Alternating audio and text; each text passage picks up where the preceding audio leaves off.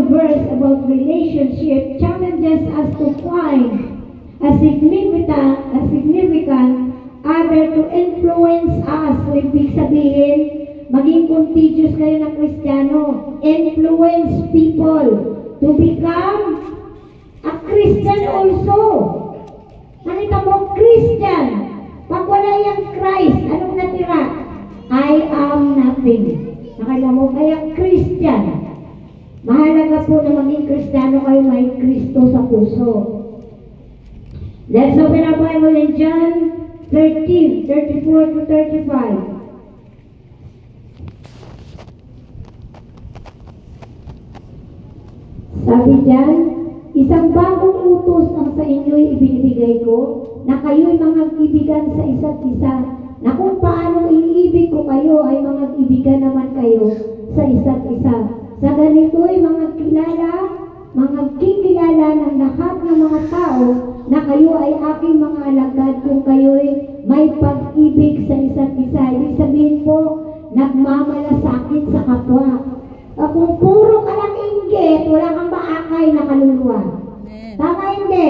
Tama. Palakpakan natin ang Diyos.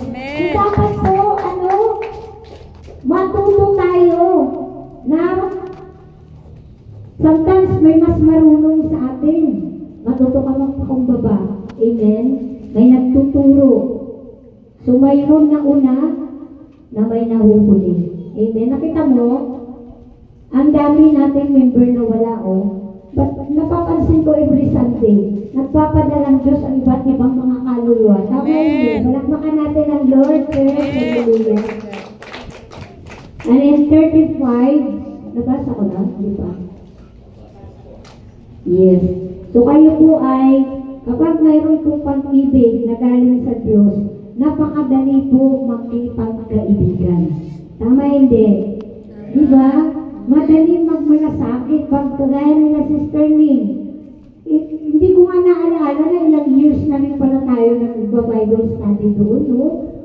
Kaya nakakatuwa po na nakaka-bless kasi napakadami ng tao doon, maraming nakinig at maraming tumanggap. Nung kami po ay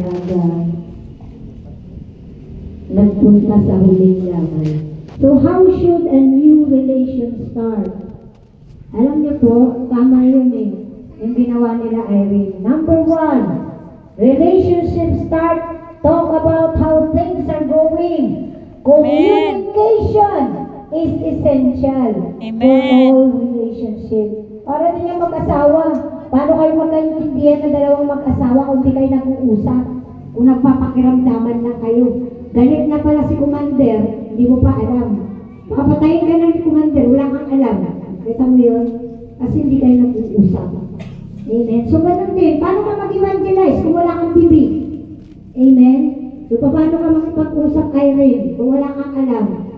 At mabuti, every afternoon ng Sunday, nag-aaral tayo ng salita ng Diyos. Amen! Ang tapang nyo na ngayon mag-share. Follow me, April. Follow me. Palakpakan natin ang Diyos. Follow me, Yung ang topic namin. About discipleship. Amen? So, communication is essential for all relationships. Let's open our Bible in Ephesians 4:29. 4:29.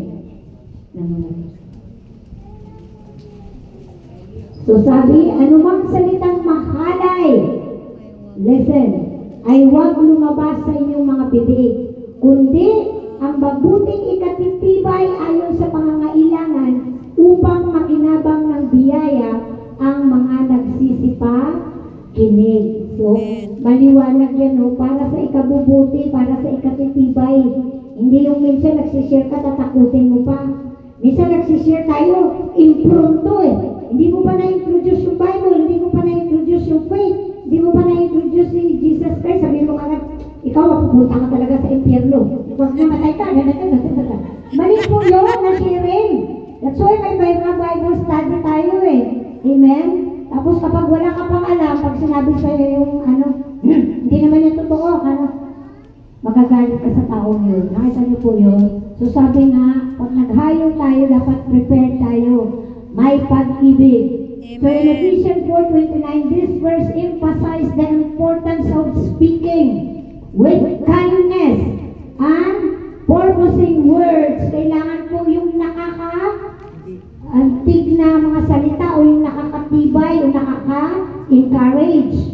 So purposing words that encourage and uplift yung nakakapagpataas naman ng kanilang pagkatao. Amen? Hindi yung nait-naitin mo. Amen?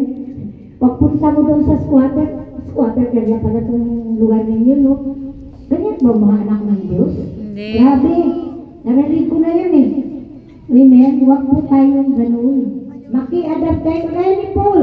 Si Paul, well-educated, well-traveled na person. Ano siya? Roman citizen.